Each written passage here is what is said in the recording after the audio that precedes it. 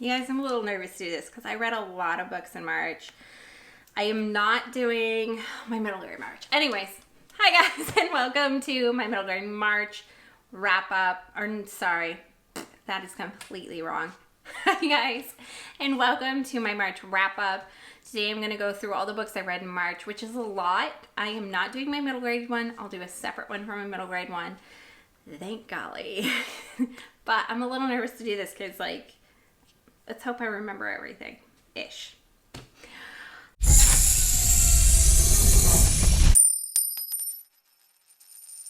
So the first book I read in March, I hadn't been reading and I was kind of in a slump. So I was like, I'll read a novella.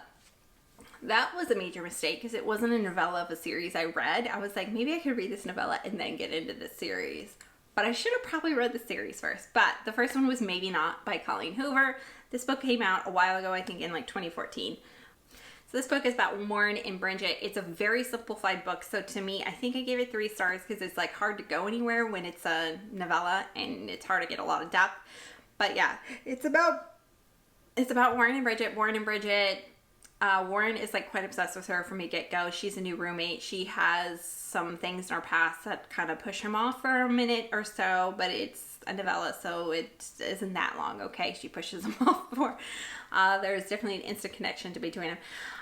This is part of the Sunday Maybe series, so I would like to read the series now. I'm intrigued, but I should have read the series because I think these characters would have meant so much more to me. I really enjoyed how well she wrote Warren, but because of Bridget's past, you spend 90% of the novella thinking she's a mean girl. Like, she's mean through a lot of it, and because it's not a full-length novel, you don't get to know her and like really love her. So I just was kind of indifferent about this book in the end. I was just kind of like, meh. But I do want to read the series. I really liked Colleen Hoover last year. I read a lot of her books, so I do want to go out with the series. But I shouldn't have started like this. It was a big mistake. Okay, so the next book was Hard to Sell. And it's like her Wall Street series, number 2 by Layne. I've been reading a lot of Layne books recently, and there are a lot coming up in this wrap up. And so I've kind of gotten to know her, and I've realized that she is definitely one of those writers. The more she writes, the better her writing gets. So these books I like way more than some of the other books I wrote because these are more recent releases from her. But then at the same time, I notice a lot of time, I don't know if she's like pressured to like put books out, but sometimes I notice parts of her books are rushed when they're not in other parts of her books. So I'm not sure. But I love her writing though. It's always been engaging. It flows so nicely, but like sometimes the resolve parts get a little rushed. I guess that was what I was trying to say. This is like Sabrina and Matt. It's a fake dating trope. Matt's like a guy on Wall Street with kind of a party boy attitude, but obviously he's trying to correct his image, and she's a PR girl. She's known him for a long time, so that's how the whole story ensues. I really enjoyed this. Like I said, the more later books you read of Layne's, the more you like them. I also read another one that was like one of her releases last year, and I really, really enjoyed that one. And that one was like a whole different vibe. But I really enjoyed and would recommend these Wall Street ones. And yeah, also the Stiletto series. I had fun with those ones too. The next one, they're really, really short and quick reads on romance. There's not a lot to say about them though. Okay. So the next book is Love Her or Lose Her. This is Hot and Hammered number 2 by Tessa Bailey. It came out January 14, 2020, so it just came out. Last year Tessa Bailey put out Hot and Hammered number 1, which was Fix Her Up. That one was a really cutesy story about 2 people. It was like a brand new romance about 2 people who like they knew each other their whole life, but it was a whole new romance to them. One had just gotten out of baseball and one was like a clown. So it was like a completely different romantic situation that was like a setup, like fake dating, so lovers trope. And I thought it was one of the best fake dating to lovers tropes I probably have read in a long time, and I really, really enjoyed it. So I put it like pretty high on my list at the end of last year. And so I was so excited for this one because these 2 characters were mentioned in that. And so I would highly suggest, even though you don't need it to read this book, I would highly suggest reading the other one because it makes you kind of fall in love with these 2 characters. But these 2 characters, this is a second chance love story. So it's a completely different read. It was done so well though. I think it's because I read the romance book club like right before this too, which was a second chance romance. I was like in the mood already. And so like, yeah, I just absolutely love this one too. So this one is Rosie and Dominic Vega. They're married and they're in separation when you start this book. Well, they separate when they start this book. You feel really bad for Rosie in the beginning. There is a lot of empathy the writer puts in for you, for her. It's just, she's kind of in a very hard place with her husband and just doesn't know how to communicate with him anymore, doesn't know how to move anything forward or go forward with her, and she's very stuck in her own personal life and doesn't know how to like shatter the glass ceiling, that she's stuck. And then her friends are helping her break through that, and so he ends up like watching her through like the whole storyline, like being like, oh my gosh, she's so much better without me, so he kind of woe on me. They go see a therapist. It's a big part of the book as well. I really enjoyed the book. I love the book. I loved it just as much as I loved Fix Her Up. It is a completely different story though. I wouldn't say these are comparable stories by any means. The guy has like PTSD from being deployed and stuff, and then being out of the military. He just kind of readjusted and did things kind of wrong in his head, as he says, when readjusting back in his life with his wife. And so yeah, it's a whole learning curve with them. I loved it though. I can't recommend it enough. Like, I really liked it. I know other people who didn't like it because it is such a jump off from where the first in the series was. It's a completely different couple, completely different scenario. It's not the same direction, which probably helped me like it even more, because I hate it when it's like every story is like pretty much the same. Oh, The Trouble with Love is Sex, Love, and Stiletto series number 4. I'm going to be putting out like a full review on these. So this is by Layne as well. I loved this series by her. It was probably my favorite series to date right now by her. And so yeah, I had a lot of fun with the series. But this last one is about Emma and Cassidy. You hear about them through this whole series. You hear about them also in the Oxford series, if you've read that one before the Stiletto series, which I realized you have to go back and read the Stiletto series first. But yeah, I really enjoyed it. It's Emma and Cassie were like in a relationship before where they were engaged, and you just don't know what happened. You want to know what happened, and like, why is it so cold between them? Why are they they're at like Cold War. They're not friendly. They're not arguing. They're not, it's like, whoa, it's like ice chills, and you want to know what happened. And so yeah, that's what the whole story dives into. It's fun. I liked it. It is easy, fast, quick read. What is a more recent one by her? And it was I Wish You Were Mine. This is Oxford number 2 by Layne. So the Oxford series came after the Stiletto series, and the Stiletto is like these girls who work at like basically Cosmopolitan magazine, and then they date some guys, and that's like who they end up with basically. The Oxford series is the magazine right below it. Some of the Stiletto girls ended up with guys from the Oxford magazine, including Cassidy. Cassidy runs the Oxford magazine, and so this is like more in depth to the other guys or girls who work at the Oxford magazine. The first one was like a couple you don't even know at all in the Stiletto series, and it was kind of boring.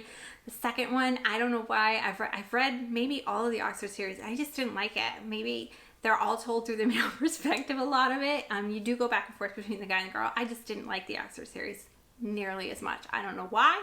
I just didn't like it as much. This one was such a weird story too to get over in like a shorter read, and it was about a guy named Jackson, and he was like a professional athlete. He was married to a girl who had a younger sister, and the girl of interest here, Molly, is that younger sister. So he moves to New York. He's always been friends with Molly. He's gotten along with her from day one when they were dating to when they got married and everything. She's always been there for him and supported the marriage and helped him through the marriage, but Molly has this deep dark secret that she's always kind of been in love with him. So it's a big hump to get over. Kind of like he was married to her sister for a long time and ends up dating and is supposedly going to end up with the other sister. It's a lot to get through, so you're kind of despising it in the beginning. I do love Molly, her character, through the whole book though, so didn't hate it, didn't love it. Ended up somewhere in the middle with that one.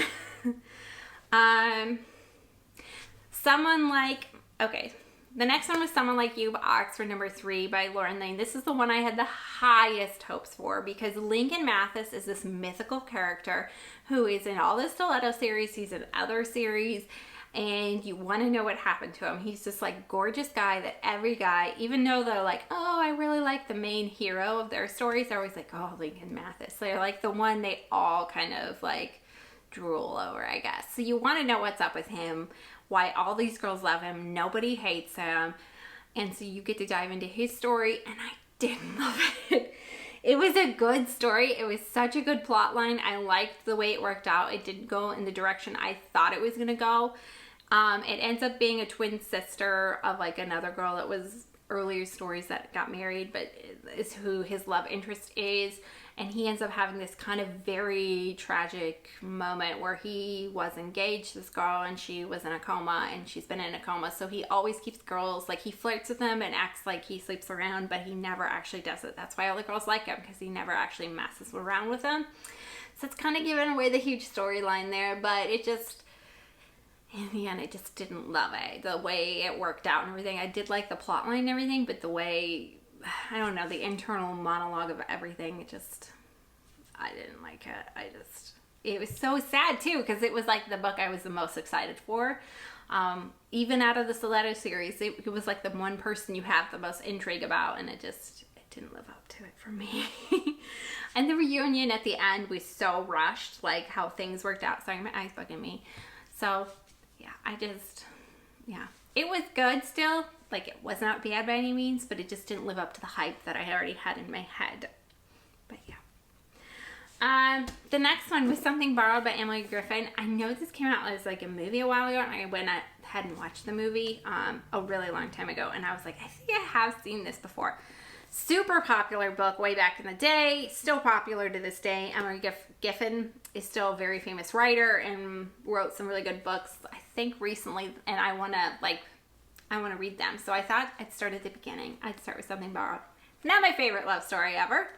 Her reading read to me like a Mary Kay Andrews book. It is a slower romance read.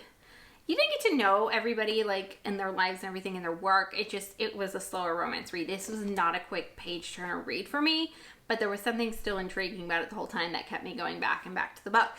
But anyways, the book is about Something Borrowed. It's about a girl who borrows her best friend's fiance, which can never be a good thing, right? You think. But yeah, you read through the book and you kind of just don't hate the main character the way she writes the main character, but it's a very solid read. I get why people love her. I can't wait to read more love stories by her, because I liked that this book like slowed me down reading wise. I liked that part about it, and I can tell she's a solid writer and I like her writing style. I just didn't love these two particular characters.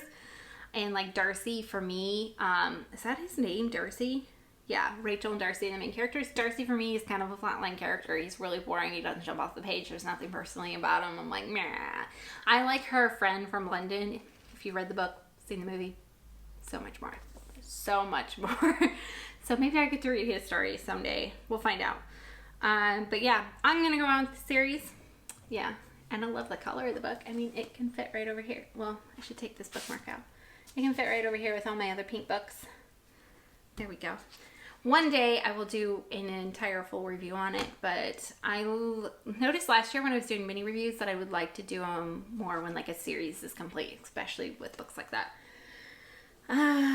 The next one, Beautiful Disaster by Jamie McGuire. This book was huge like a decade ago or more. I can't remember, like kind of Twilight era, end of Twilight era maybe. So Beautiful Disaster was really, really good. In some ways. People like hated it when I went through the reviews online after I read it. I wanted to go back and read it because I read a Jamie McGuire book last year and didn't love the characters, but there was something about her writing that I liked. So I was like, I'll go back to the beginning, which I don't usually. I usually just go to another series I think I'll like. But same with Something Borrowed, I was like, I'll start at the beginning. And everybody liked this book back in the day. There's some hatred going on about this book. On the book cover, it's called Beautiful Disaster. On the back, it talks about there's anger issues, there's abuse issues in this story. You know, like from their past, the main character's past. So it's about a girl, she moves to a city. You think she's a good girl, but she's actually resetting her past. She doesn't want anything to do with her past. She just wants to move forward in life. But then she meets a guy that is the classic bad boy, and he's like fighting somebody, and she's just instantly drawn into him. And that's what he does. He makes money and fights. And that's how he pays for his college tuition. But he has anger issues, obviously. And he has a troubled past that, you know. So any teenage relationship like this, even outside of this, even if they had came from normal families, would probably be dysfunctional still, because they're 19 years old and they're very, very serious about each other and their relationship. And so people that got angry, they're like, this is a bad relationship and this is not a normal relationship. I feel like the author told you it like over and over. Like her friends were saying it's not normal. Like it's in the title of the book, it's on the back of the book. Like, you know, it's not a normal relationship. And I like that she, like, there's people that have problems like this. I like that she wrote about it. Like, no, not everybody has perfect paths, or not everybody has perfect relationships. So I really enjoyed the book. And then, like, when I read it, like when I started reading the reviews, I was kind of shocked. I was like, man, people were like really angry about this. There are a lot of problems in the book. There are a lot of like horrible instances where you're like, oh my God, what are they doing? But ultimately they're trying to grow, trying to learn, trying to change themselves, which I really enjoyed. I don't know if I'll go on with the series or not. Like, I wasn't that in love with it, but I liked it a whole lot more than some of the reviews said. And a lot of people on there do love it. They do. But there was either you hate this book or you love this book. That was like the middle line. And it also was like Twilight era people, so this, like, the habits of the way he was, he's kind of more of a possessive, stalkerish character, which is very Twilight reminiscent. And that book like overlost it all, like, right? It was like told to be a happy story and that this was completely normal.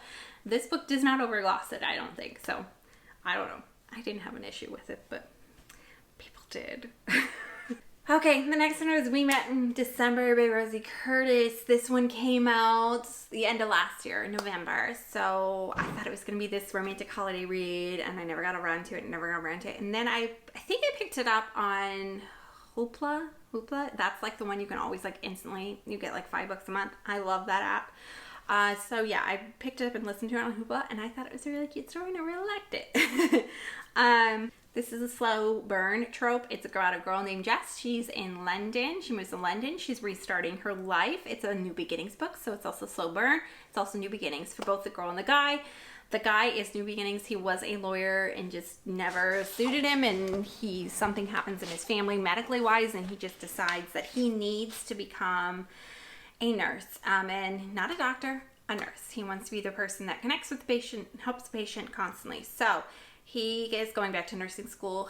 Her and him end up together as roommates because her best friend inherited this house and rents it to her friends who all need it in a very posh neighborhood. So they're surrounded by these very wealthy people, and in this very slow burn romance. I really enjoyed that part of it because their lives, like when you read from each perspective, it's like more about what's going on in their life and stuff. I liked that kind of breath of fresh air. I liked it. It's not a very holiday-ish read. A lot of it does not happen in December. Most of it is outside of December, but they did meet in December. So I wouldn't recommend this as a holiday read, but I liked it. I had fun with it. It was different than a lot of the books I've been reading lately. And yeah, I hope you guys like it too, if you pick it up. And then the next one. Oh. Okay, the next one was Wild at Heart. This is The Simple Wilds #2 by K.A. Tucker. This came out in February 18th of 2020. So I finally got it checked out in March. So excited for this. The Simple Wild, I remember I really liked it. And then I was like, it was pretty good. But the more I thought about it, I liked it more and more. So it ended up towards the top of my list last year. I think it was definitely on my top 10 list. I liked it. I loved Kala, and I love, what's his name? Jonah. I loved Kala and Jonah. So I was excited to go back to Alaska with him, but I was scared for this book. I didn't want it to be a replay of the first book. I was hoping that the characters were growing and it was about something completely different than the old problems we already read about. Because I thought the book was done. Like, to me, it was a satisfactory ending. I was surprised there was a sequel in the book. But when I heard about it, I was still really excited. So the author didn't, what do I say?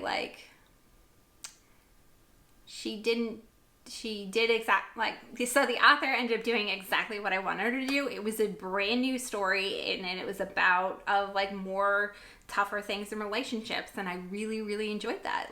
It was just things that go on in relationships and how you work and how you solve them and problems in a very new beginning / serious relationship that they were in. So Kala ends up moving to Alaska. Is her decision to try it out.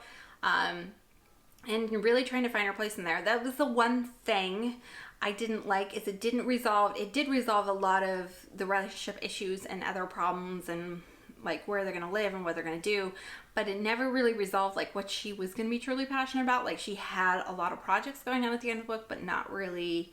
I wanted her to find her thing, but yeah, that's not how the book resolves. I absolutely loved it though. I adored it. I gave it 5 stars. I don't give 5 stars out easily.